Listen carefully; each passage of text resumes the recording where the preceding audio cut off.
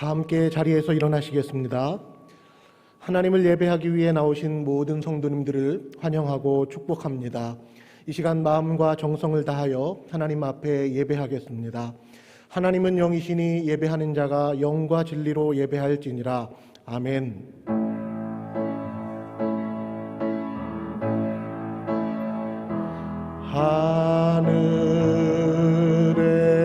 하늘에 계신 아버지 이름 거룩하사 주님 나라 임하시고 뜻이 이루어지다.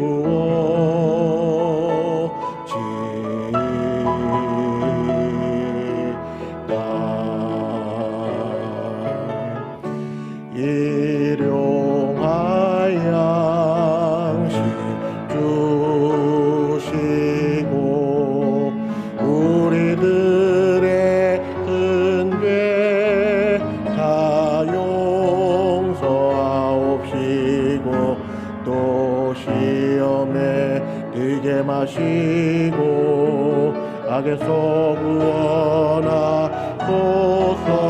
내게 주의 나라 주의 권세 주의 영광 영원히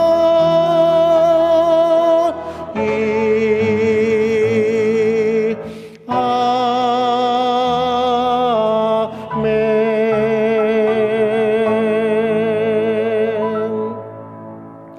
자비와 긍휼이 풍성하신 하나님 아버지, 하나님께서 저희를 있는 모습 그대로 용납해 주시고 주님 앞에 나아오는 자들을 모두 기쁨으로 맞아주시니 감사합니다.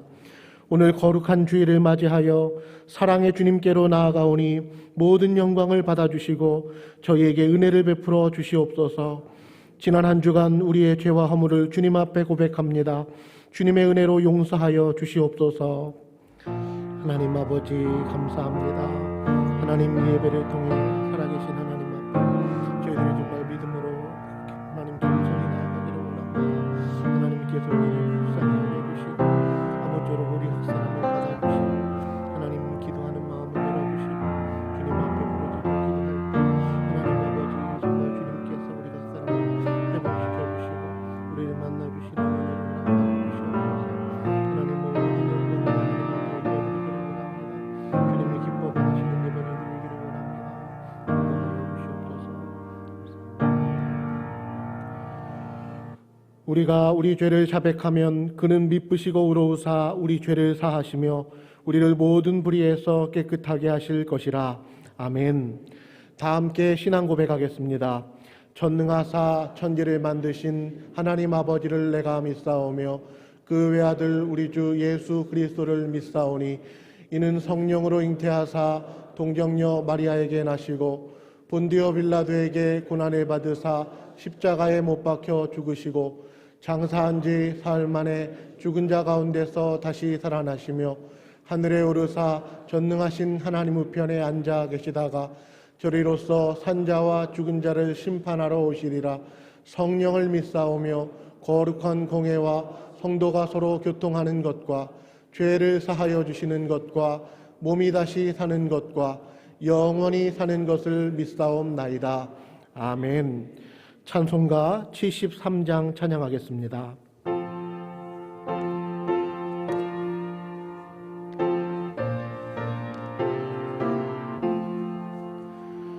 내 눈을 들어 두루 살피니 산악이라.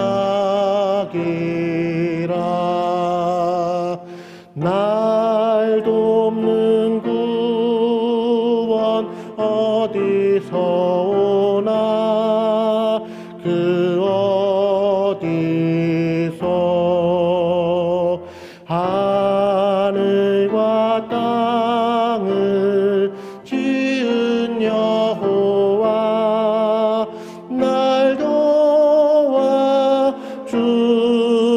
주심 확실하도다. 주께서 나의 가는 곳마다 지키시며 졸지도 않고 깨어 계셔서 늘 지키네. 이스라엘을 지키시느니 쉬지도 않고 살펴주시네. 여호와 나의 보호자시니 늘 지키며 오른팔 들어 보호하시고 그늘 되네. 낮에는 해가 상치 못하며 또 밤에 달이 해치 못하네. 여호와 나의 영혼 지키사 돌보시며 내 모든 죄를 사해 주시고 늘 지키네.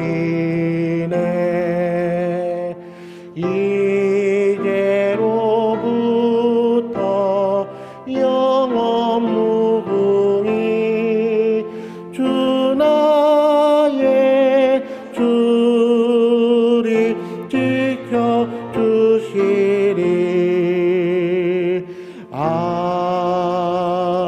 아멘. 고지만 집사님 기도하시겠습니다.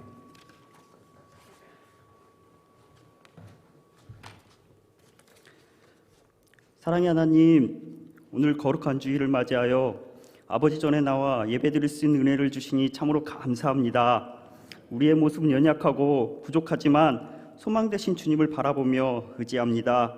6개월의 삶을 이끄시고 도와주셔서 여기까지 인도하신 하나님, 코로나19로 인하여 많은 어려움이 있었지만 예배드리는 이 시간 함께해 주셔서 우리의 마음을 열어주시고 부족함을 성령님의 은혜로 충만하게 임재해 주셔서 주님의 거룩하심을 나타내며 기뻐하는 예배를 드리기를 원합니다. 주님, 한 주간의 삶을 살면서 주님의 기쁨이 되지 못하고 세상 것을 쫓아갔던 삶을 회개하오니 용서하시고 우리를 불쌍히 여기시고 주님께 돌아오는 삶이 되게 해주세요. 코로나19 백신 접종이 1차, 2차 접종이 시작되고 있습니다. 부작용으로 인하여 두려움도 있지만 주님의 은혜로 항체가 잘 생성되어 집단 면역이 잘 이루어지고 근심과 걱정이 사라지길 바랍니다. 아버지 하나님, 우리 교회를 사랑하여 주셔서 원로 목사님을 통하여 삶이 변화되는 교회, 성수주일하여 내 영혼이 복받고 11조 봉헌하여 내 육신이 복받고 논산 시민의 10분의 1을 감당하는 교회, 믿음의 가문을 이루고자 말씀하신 하나님, 이제는 담임 목사님을 통하여 미래를 열어가며 세상을 축복하며 하나님을 경외하는 교회가 되게 하시니 감사합니다. 특별히 담임 목사님을 통하여 역사하실 하나님을 찬양하고 경배합니다. 말씀 전하는 이 시간 성령의 충만함으로 인도하시고 은혜와 진리로 함께하여 주시옵소서.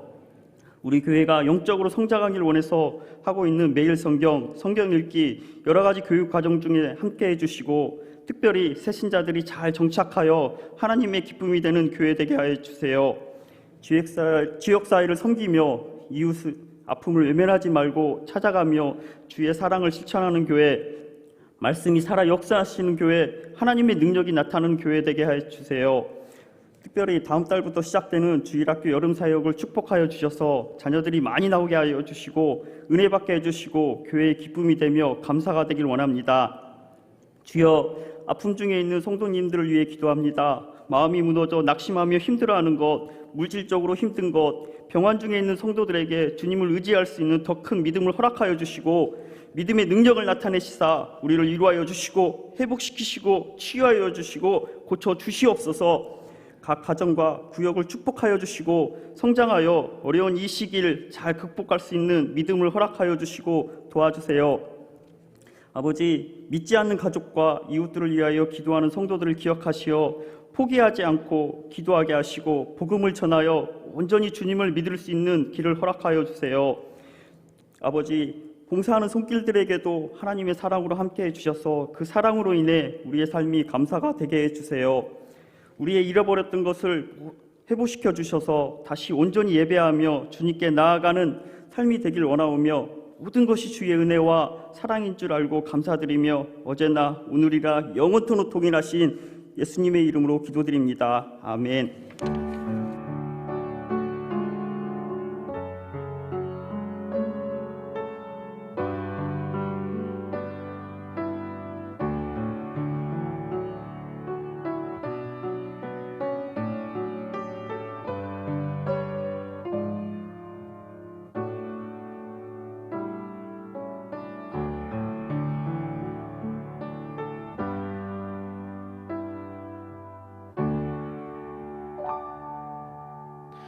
교회 소식입니다. 주보 뒷면을 함께 보시겠습니다.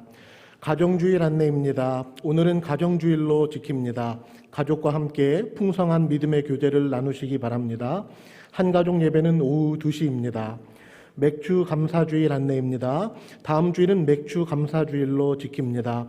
상반기 동안 베풀어 주신 은혜에 감사하고 하반기에 주실 은혜를 소망하며 정성껏 감사 예물을 드리시기 바랍니다. 3차 말씀 대행진 안내입니다. 6월 27일부터 7월 3일까지 이번 주는 잠언 15장까지입니다. 연합 수요 예배 안내입니다. 이번 주 수요 예배는 사교구 주간 연합 수요 예배로 본당에서 드립니다. 7월 전교인 헌신 예배 안내입니다. 일정은 7월 3일 이번 주 토요일 오전 6시에 본당에서 있으며 7월의 기도 제목을 가지고 자녀들과 함께 참석합니다. 이번 주 금요 영성 집회는 전교인 헌신 예배로 대신합니다. 대전노회 임시회가 7월 1일 목요일 오후 3시에 논산중앙교회 본당에서 있습니다. 푸른 도서관 운영 안내입니다. 6월 28일 월요일부터 7월 7일 수요일까지 오후 2시부터 운영됩니다. 비전센터 4층 요셉홀에서 시험기간에 맞이한 푸른교회 학생들을 대상으로 운영됩니다. 상반기 회계감사 안내입니다. 7월 4일 다음 주일에 회계감사가 시행되며 각 부서의 회계장부를 6월 30일 수요일까지 교회 사무실로 제출해 주시기 바랍니다. 중직자 모임 안내입니다. 내용은 상반기 재정보고를 위한 중직자 모임으로 7월 4일 주일 한가족 예배 후에 본당에서 있습니다. 헵시바 워십 안내입니다. 오늘 한가족 예배 시에 헵시바 워십이 있습니다. 직원 휴직 안내입니다. 김장환 집사님께서 7월 1일부터 일정 기간 동안 휴직을 갖습니다. 개업 소식입니다. 3교구 동신청솔지역 민병영 성도님께서 갤러리 카페 맹물다방을 7월 1일 목요일에 개업합니다. 장소는 논산여고 정문 맞은편에 위치해 있습니다. 이제 성경 말씀을 보시겠습니다. 하나님의 말씀은 로마서 10장 1절에서 13절까지입니다. 신약성경 252쪽입니다. 로마서 10장 1절에서 13절까지입니다. 다 찾으신 줄 알고 제가 봉독하겠습니다. 형제들아, 내 마음에 원하는 바와 하나님께 구하는 바는 이스라엘을 위함이니 곧 그들로 구원을 받게 함이라. 내가 증언하노니 그들이 하나님께 열심히 있으나 올바른 지식을 따른 것이 아니니라. 하나님의 의를 모르고 자기 의를 세우려고 힘써 하나님의 의에 복종하지 아니하였느니라. 그리스도는 모든 믿는 자에게 의를 이루기 위하여 율법의 마침이 되시니라.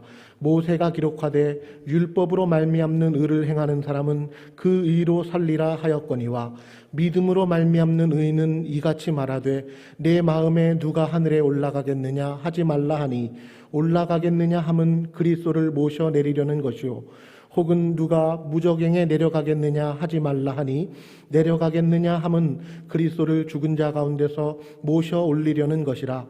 그러면 무엇을 말하느냐? 말씀이 내게 가까워 내 입에 있으며 내 마음에 있다 하였으니 곧 우리가 전파하는 믿음의 말씀이라. 네가 만일 네 입으로 예수를 주로 시인하며 또 하나님께서 그를 죽은 자 가운데서 살리신 것을 네 마음에 믿으면 구원을 받으리라. 사람이 마음으로 믿어 의에 이르고 입으로 시인하여 구원에 이르느니라. 성경에 이르되 누구든지 그를 믿는 자는 부끄러움을 당하지 아니하리라 하니 유대인이나 헬라인이나 차별이 없음이라. 한 분이신 주께서 모든 사람의 주가 되사 그를 부르는 모든 사람에게 부요하시도다. 누구든지 주의 이름을 부르는 자는 구원을 받으리라. 아멘. 담임 목사님께서 마음에서 시작되는 믿음이라는 제목으로 말씀 전해 주시겠습니다.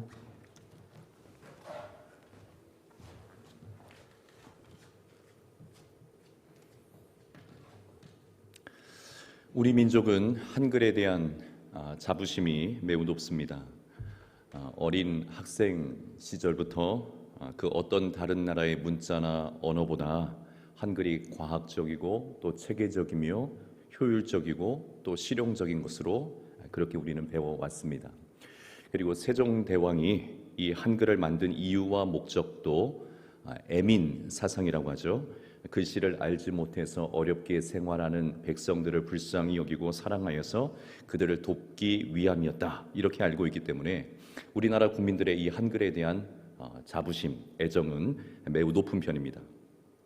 그러나 대부분의 언어가 그러하듯이 한글을 모국어로 사용하는 우리들 입장에서는 한글처럼 쉽고 편한 것이 없겠지만 외국인들은 한글을 매우 어려워합니다.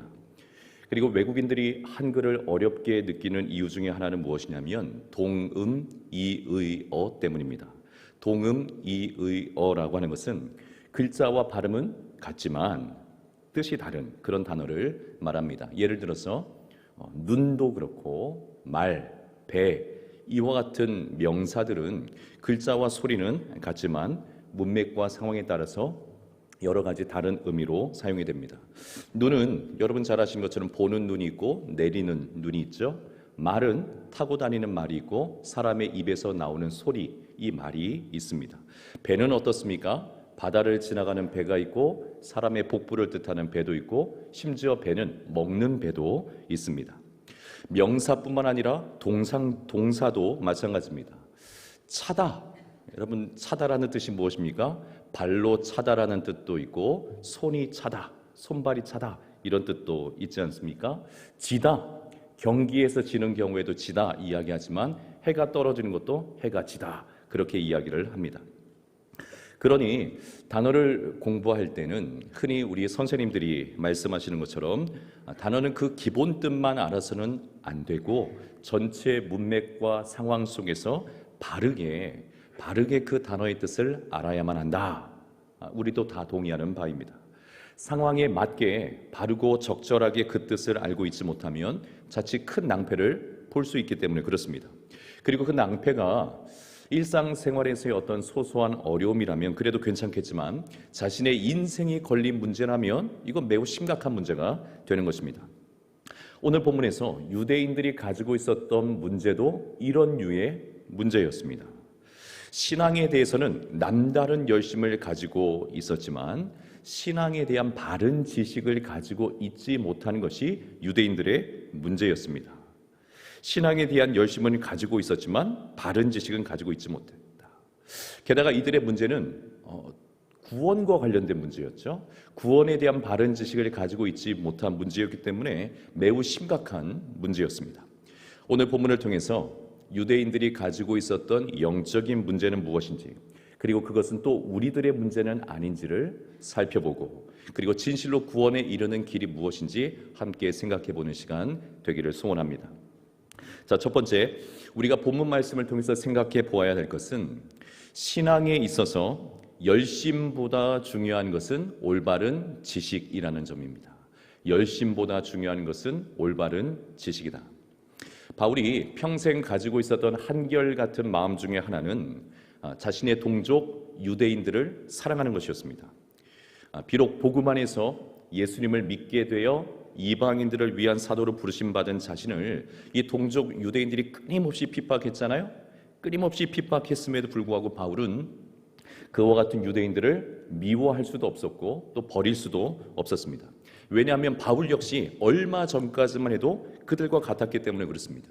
그리고 왜 그들이 그렇게밖에 할 수 없는지, 그렇게 행동해야만 하는지 너무나 잘 알고 있었기 때문에 그렇습니다. 하나님을 위해서 교회와 성도들을 핍박하는 것, 그것이 바른 일이고 옳은 일이라 그렇게 생각을 했던 거죠.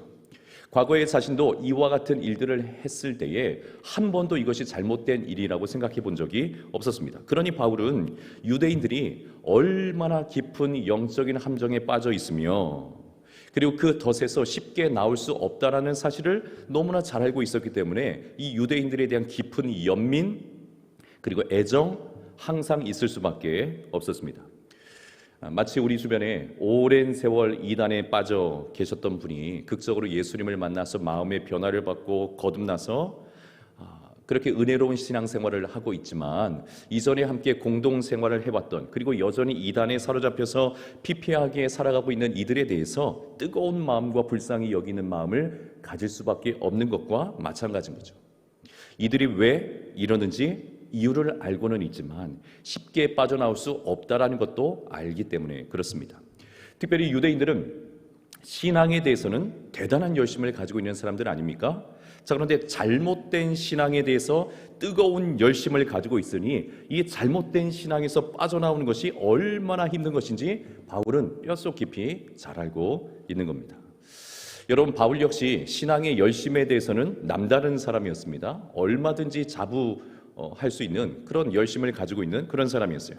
사도행전 22장 3절의 말씀 한번 보겠습니다. 사도행전 22장 3절 제가 한번 말씀 읽어보죠.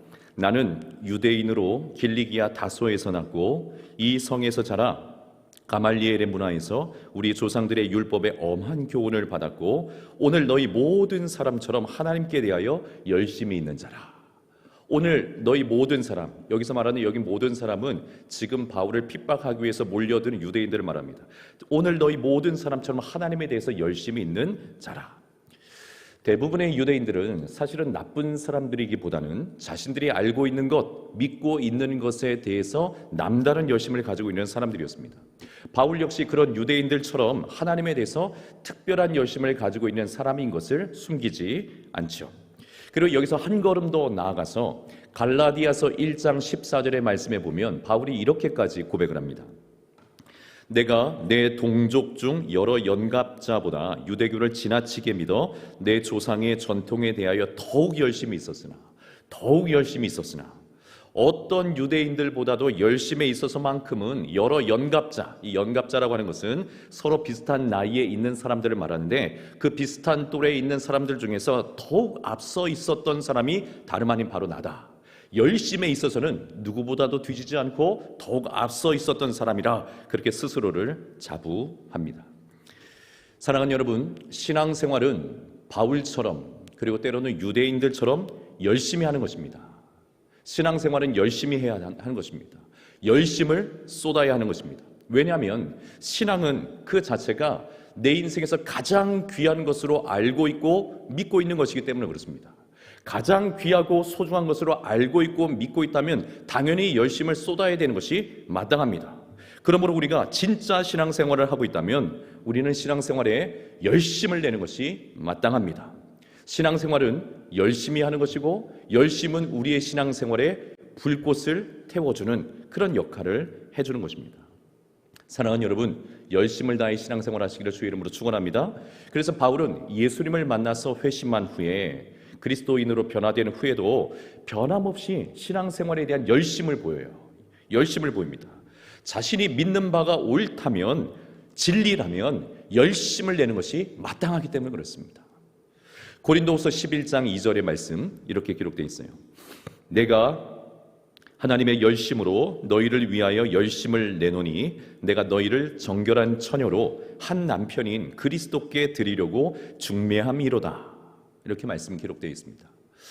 열심의 장인, 열심의 대가 바울은 심지어 무슨 열심으로? 하나님의 열심으로의 그 열심으로 고린도 교회 성도들을 위해서 열심을 내고 있다라고 말하고 있는 겁니다.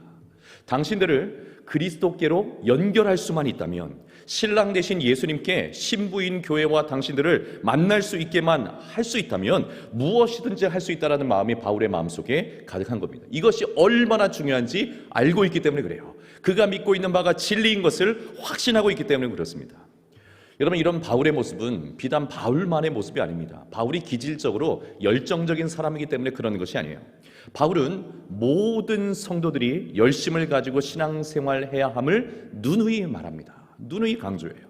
그래서 로마서 12장 11절의 말씀에 보니까 또 이렇게 말씀이 기록되어 있습니다. 부지런하여 게으르지 말고 열심을 품고 주를 섬기라. 부지런하여 게으르지 말고 열심을 품고 주를 섬기라. 주를 섬길 때 어떻게 섬겨야 됩니까? 열심을 품고 주를 섬겨야 됩니다. 열심을 품고 주를 섬겨야 됩니다.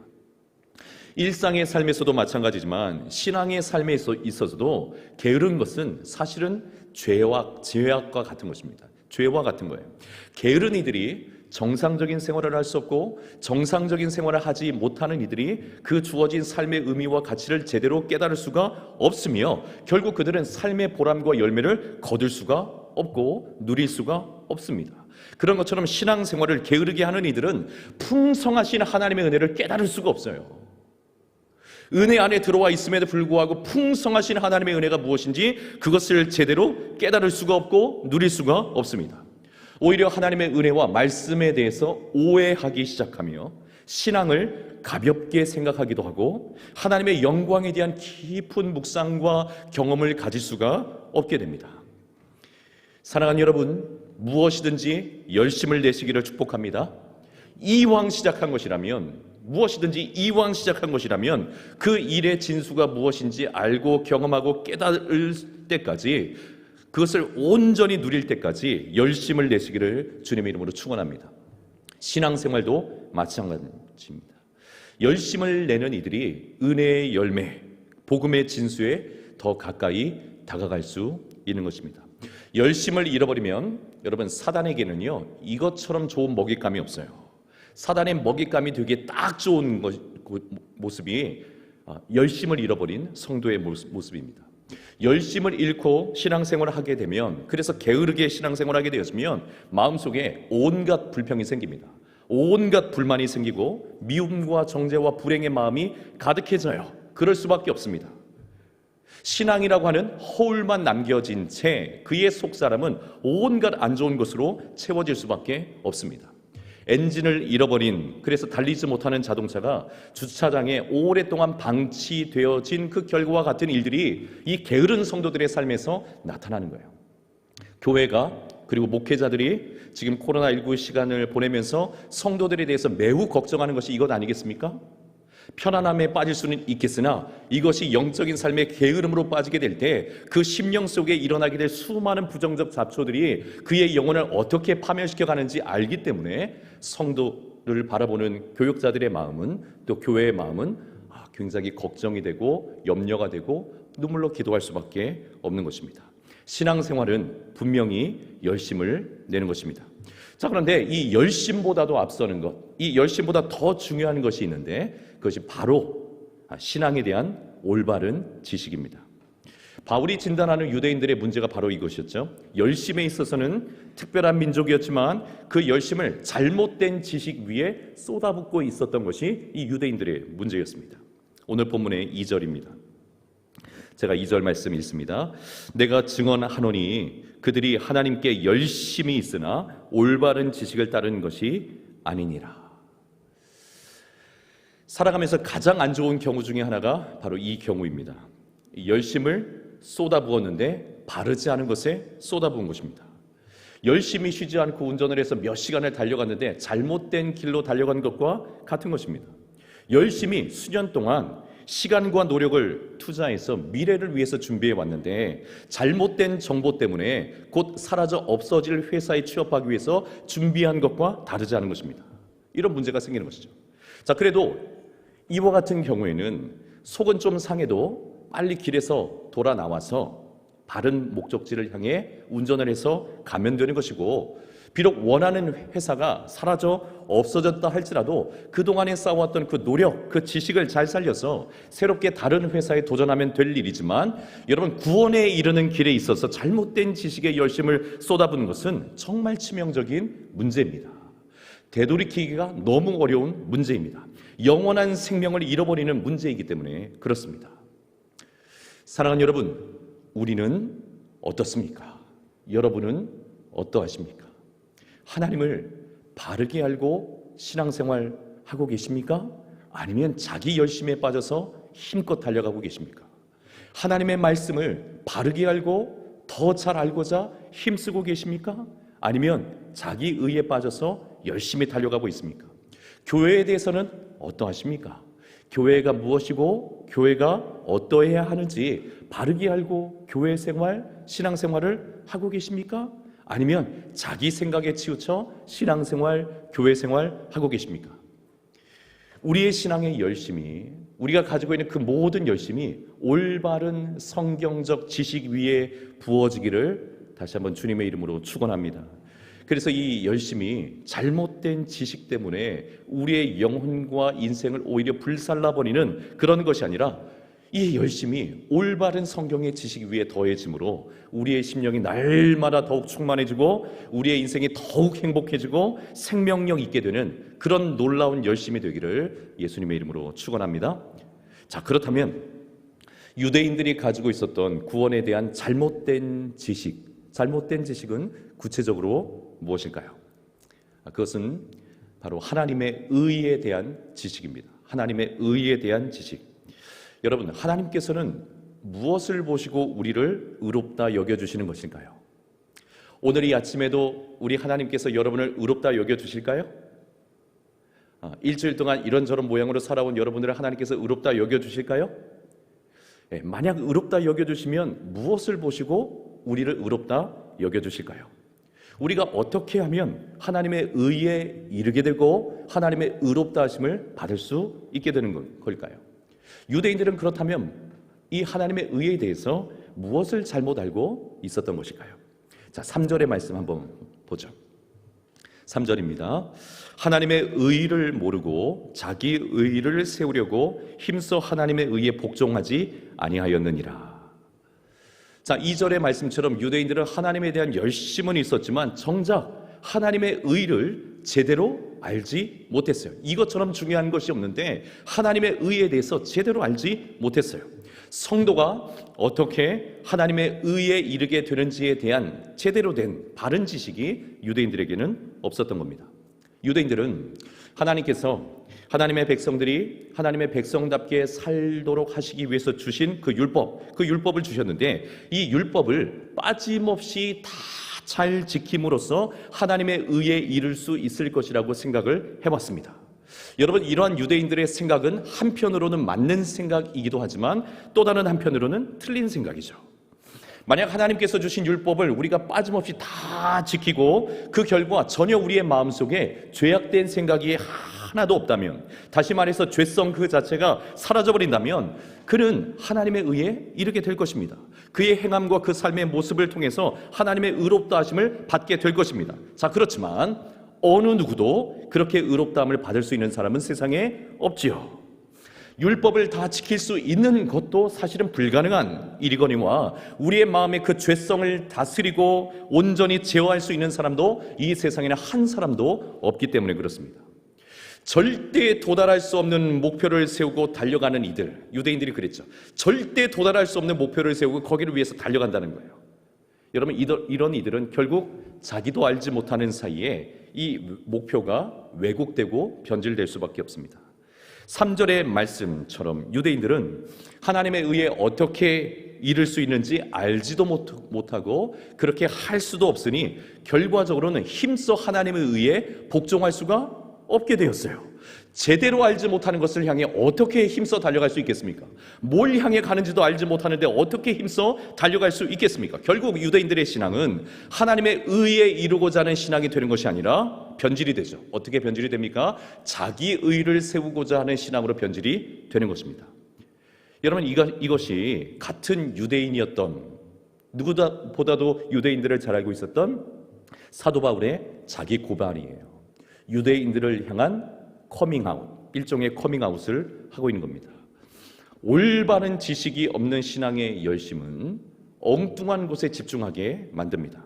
그리고 대개는 하나님을 위한 것이 아니라 자기를 위한 것에 집중하게 합니다.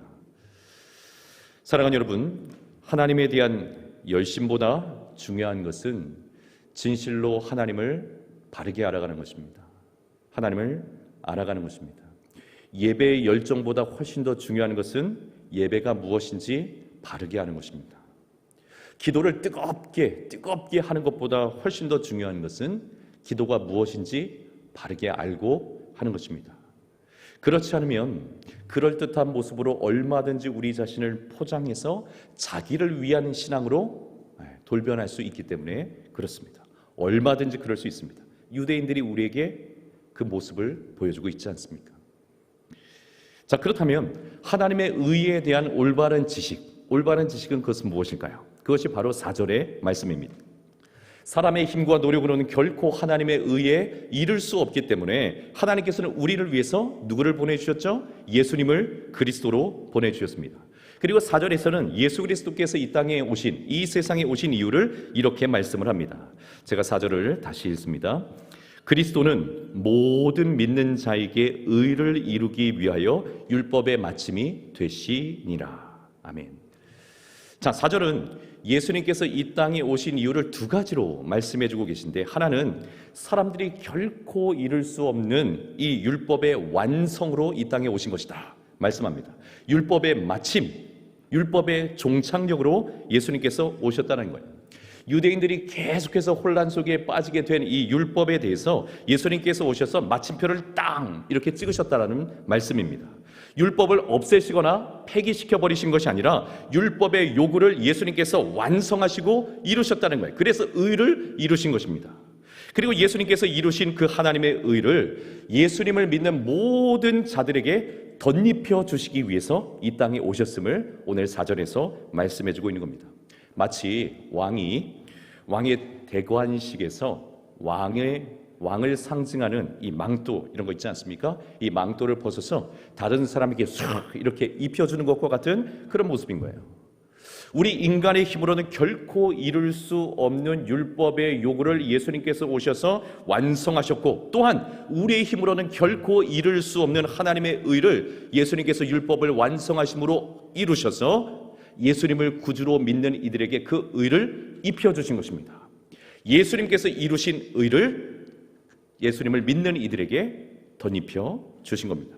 그러므로 이제 예수님을 나의 구주로 믿는 이들마다 오직 믿음으로 예수님의 의를 힘입어서 우리는 하나님의 의롭다 하심을 받게 되는 것입니다. 우리의 모습 때문이 아니라, 우리의 어떠한 조건 때문이 아니라 예수님의 의를 덧입고 있는 이들마다 하나님께서는 오늘도 의롭다 여겨주시는 줄 믿습니다.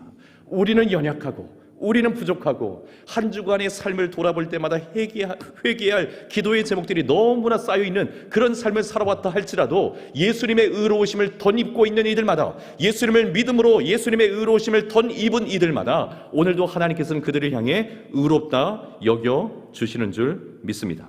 그래서 이 의를 6절에서는 믿음으로 말미암는 의라 이렇게 말씀을 하세요. 예수님을 믿음으로 예수님의 의를 덧입게 되고, 예수님을 구주로 믿음으로 우리는 또한 하나님의 의롭다 하심을 받게 되는 것입니다. 그러므로 여러분, 우리의 신앙생활에 있어서 무엇보다도 중요한 것은 결코 우리가 놓쳐버려서는 안 되는 것, 그 무엇입니까? 자기의 의로움, 자기의 열심을 따라 신앙생활하는 것이 아니라 예수님의 의로움을 덧입게 해주시는 믿음, 그것이 무엇보다도 중요한 것인 줄 믿습니다. 사랑하는 여러분, 믿음의 은혜가 부어지기를 축원합니다. 믿음의 능력이 역사되기를 주의 이름으로 축원합니다. 믿음으로 말미암는 기쁨과 믿음으로 말미암는 우리 영혼의 그 자유함과 해방이 저와 여러분에게 충만하게 주어지기를 주님의 이름으로 축원합니다. 열심의 사람을 넘어서 믿음의 사람이 되십시오. 주를 믿음으로 주님의 의로움을 힘입어 하나님께서 우리를 날마다 의롭다 여겨주시는 이 복된 삶으로 살아가는 구원의 백성 되시기를 주의 이름으로 축원합니다. 자, 그렇다면 여러분, 마지막으로 예수님을 믿는다는 것은 또 무엇을 말하는 것일까요? 믿음은 어떻게 우리 안에서 역사하고 작동하는 것일까요? 우리를 구원에 이르게 하시는 그 믿음은 무엇일까요? 그 믿음에 대해서 마지막으로 한 번 더 생각해 보겠습니다. 사랑하는 여러분, 다시 한번 도전해 보겠습니다. 질문해 보죠. 여러분, 하나님을 믿으십니까? 예수님께서 우리의 구주가 되신 것을 믿으십니까? 그렇다면 그 믿음은 어떻게 생겨난 것입니까? 어떻게 그 믿음을 가지게 되셨습니까? 여러분의 믿음은 언제 또 어떻게 시작이 된 믿음입니까?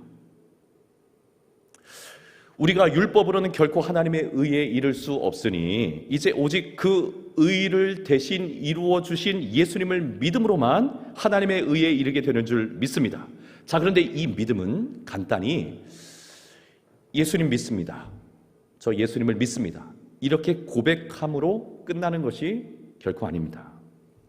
믿음은 그렇게 가벼운 또는 간단한 것이 아닙니다. 내가 오늘부터 예수님을 믿고자 하면, 내가 오늘부터 이 순간부터 예수님을 믿고자 하면 그 결심과 동시에 예수님을 믿게 되는 것도 아닙니다. 율법이 우리의 차원을 넘어서는 것처럼 믿음 역시 우리의 생각이나 의지대로 되는 것이 결코 아닙니다. 믿음이야말로 매우 신비로운 하나님의 은혜의 선물이기 때문에 그렇습니다. 우리의 수준을 넘어선, 우리의 통제를 넘어선 하나님의 놀라우신 신비로운 은혜의 선물, 그것이 믿음이기 때문에 그렇습니다. 자칫 유대인들이 선한 율법에 대해서 잘못된 지식을 가짐으로 전혀 엉뚱한 길로 빠져버린 것처럼 우리 역시 믿음을 율법처럼 잘못 생각할 수도 있어요. 그리고 이 잘못 알고 있는 믿음은 우리를 또 다른 종류의 자기의에 빠뜨려 버릴 수도 있습니다. 나는 이 정도 믿을 수 있지, 내가 믿음 생활을 얼마나 해왔는데 나는 이것도 믿을 수 있다, 나는 믿음으로 이런 일도 경험할 수 있다, 이런 경험이 있어. 여러분, 이런 식의 믿음은 사실은 또 다른 종류의 율법인 거죠. 또 다른 종류의 율법입니다. 여러분, 진정한 믿음이란 우리 인생의 주어가 내가 아니라 하나님으로 바뀌는 것입니다.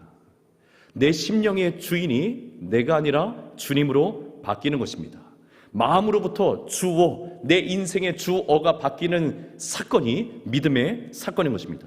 하나님께서 은혜를 주셨으므로 내가 믿게 되었지, 하나님께서 말씀을 주셨으므로 내 안에서 믿음이 발생하게 되었지, 하나님께서 그 믿음을 보시고 우리를, 나 같은 죄인을 의롭다 여겨 주셨지, 하나님께서 우리를 의롭다 여겨 주심으로 비로소 우리에게 구원을 주신 것이지.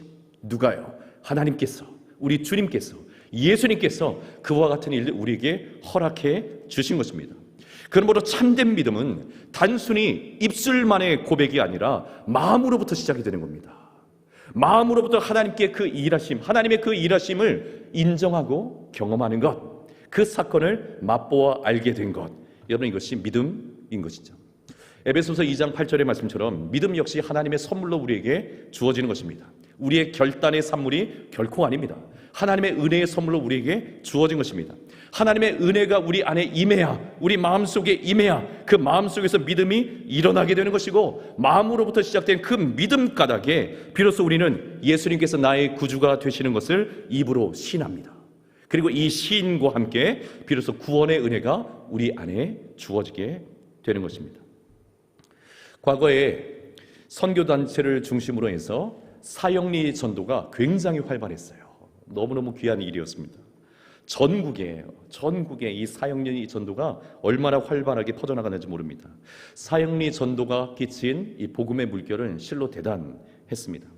자, 그렇지만 이 사형리 전도가 가지고 있는 한계가 있는데, 그것이 무엇이냐면 입술로 신앙 고백을 따라하게 하는 것입니다.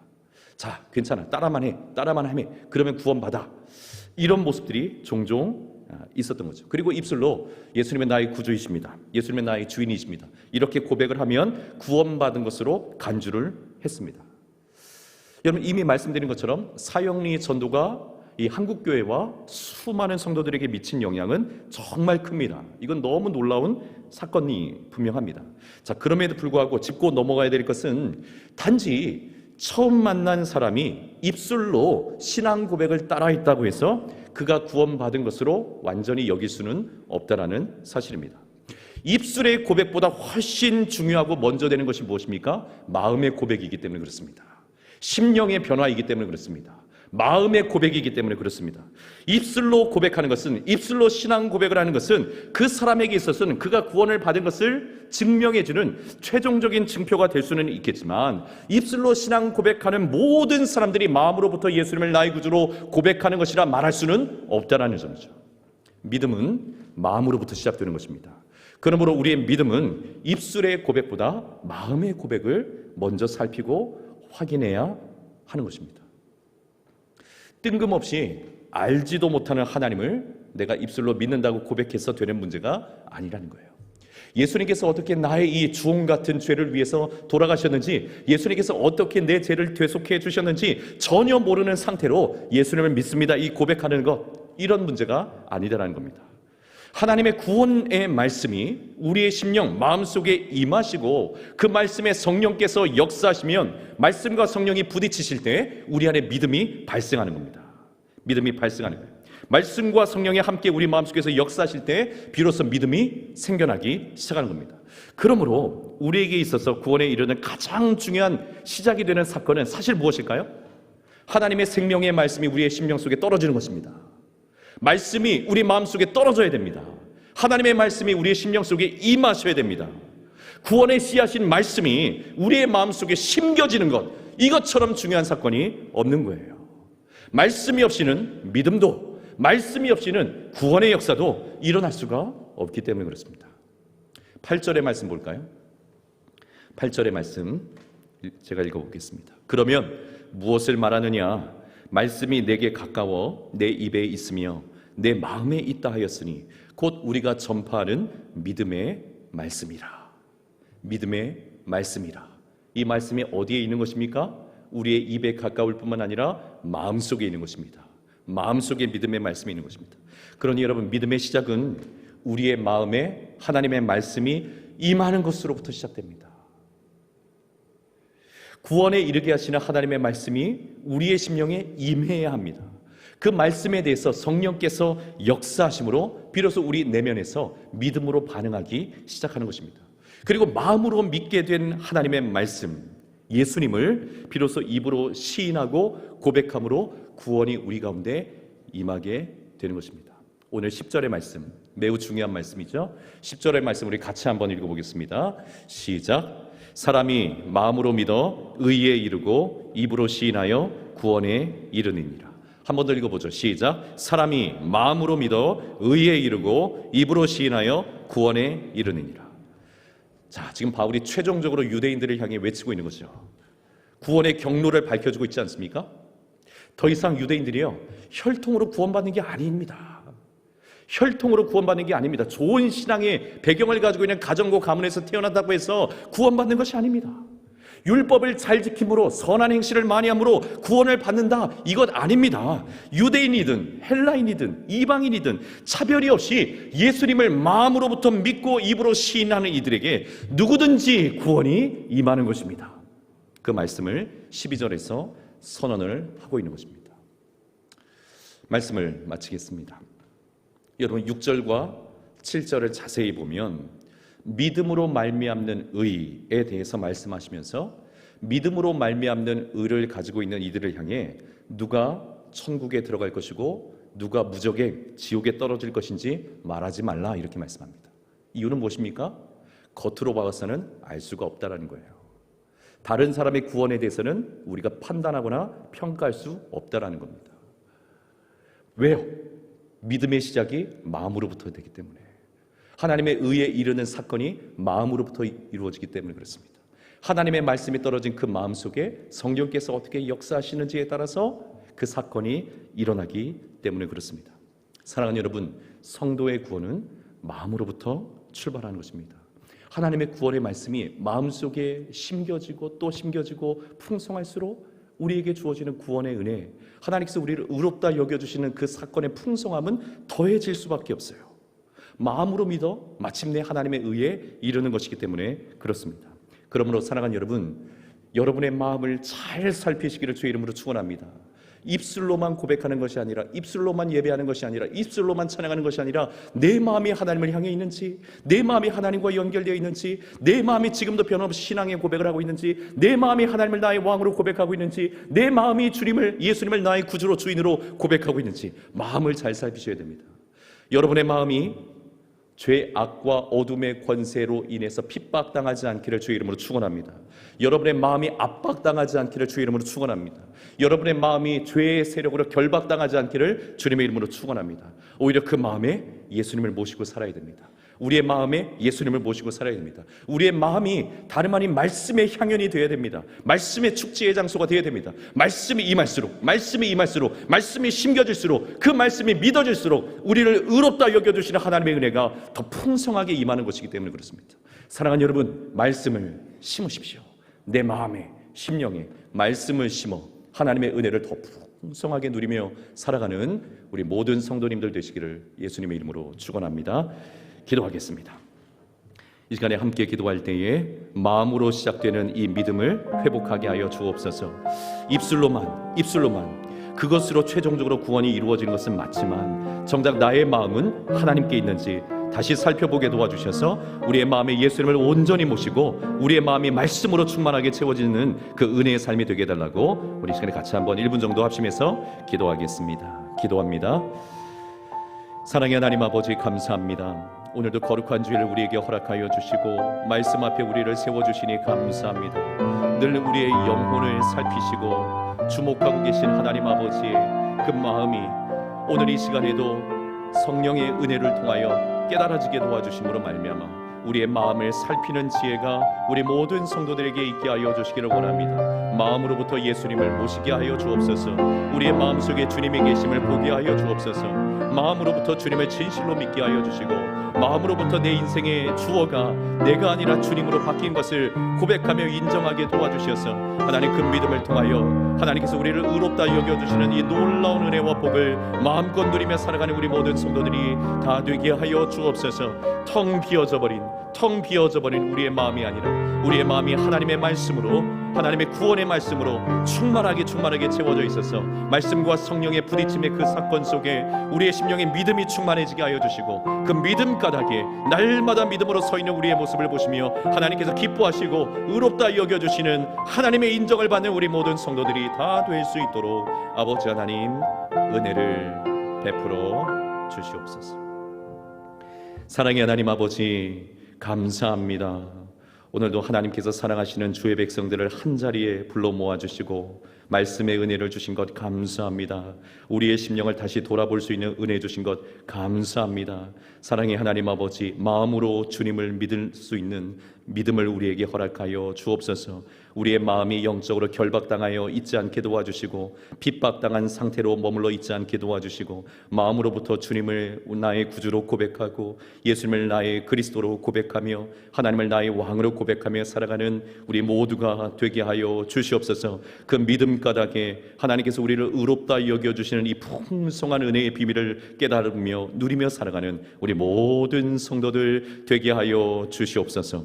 오늘도 주님 앞에 우리의 신앙의 고백을 드려 예물도 드립니다. 주님, 이 예물을 주님 기쁘게 받아주시고 주님의 나라를 위해서, 주님의 영광을 위해서, 하나님의 교회가 세워지는 일을 위해서 귀하게 쓰여지는 예물 되게 하여 주옵소서. 드린 이들의 삶의 현장 속에는 풍성하신 은혜를 허락해 주시되 마음의 복을 허락하여 주옵소서. 심령이 메마르지 않게 하시고 심령이 갈라져 있지 않게 도와주시고 그 심령에 물된 동산처럼 하나님의 말씀이 폭포수와 같이 임하여서 말씀이 쌓여갈 때마다 믿음도 풍성해지게 하시고 믿음이 풍성해질 때마다 하나님의 은혜도 풍성해지는 것을 누리며 경험하며 살아가는 우리 모든 성도들 되게 하여 주시옵소서. 오늘도 주님의 몸된 교회를 위해서 섬기며 봉사하는 주의 종들을 위해 함께하여 주셔서 섬김의 행렬이, 봉사의 행렬이 끊어지지 않게 도와주시고 이것이 우리 모든 봉사자들에게 복의 이유가 될 수 있도록 크신 은총과 복을 허락하여 주시옵소서. 주님 함께 하실 줄 믿고 감사드리며 예수님 이름으로 기도드리옵나이다. 아멘. 자리에서 일어나셔서 286장 찬송하겠습니다.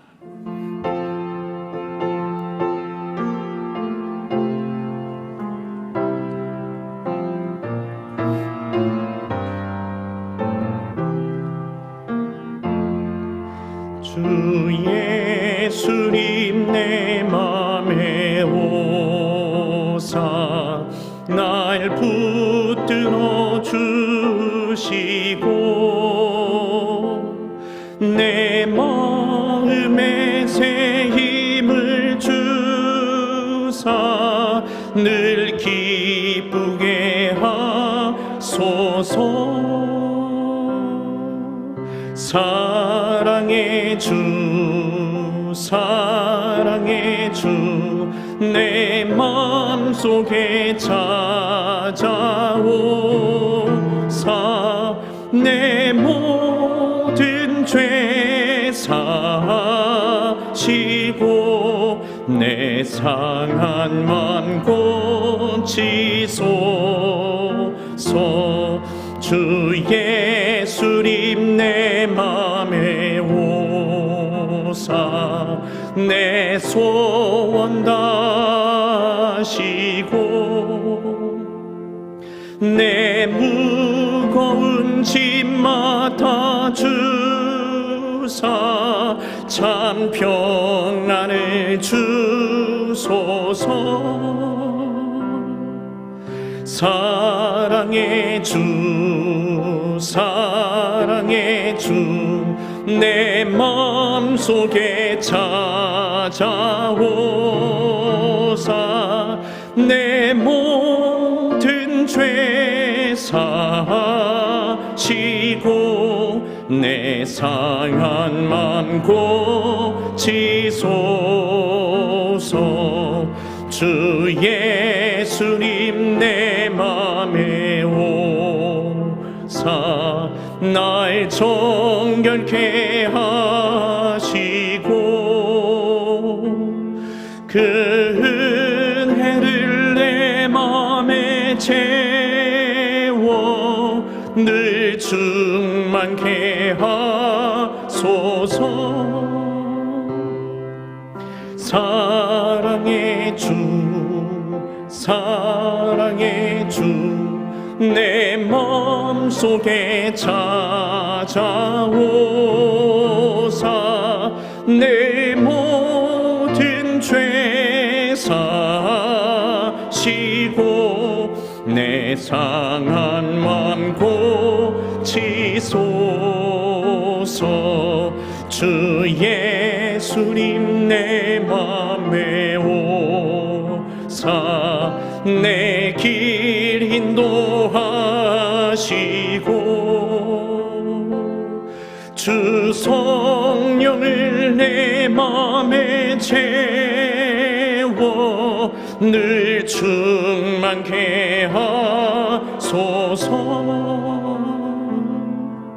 사랑의 주 사랑의 주 내 맘속에 찾아오사 내 모든 죄 사시고 내 상한 맘 고치소서.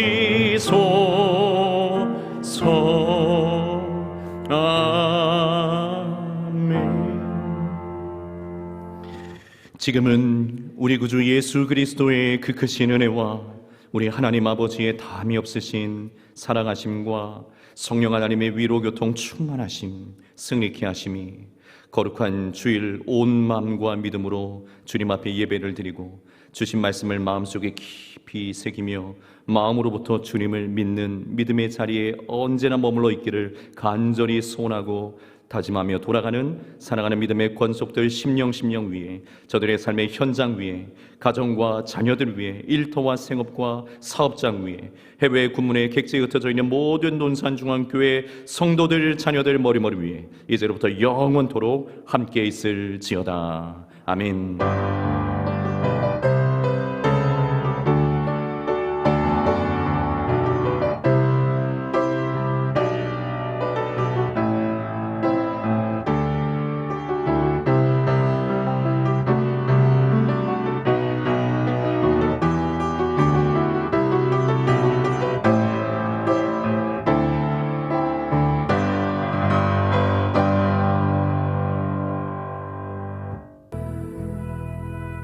주님 말씀하시면 내가 나아가리라.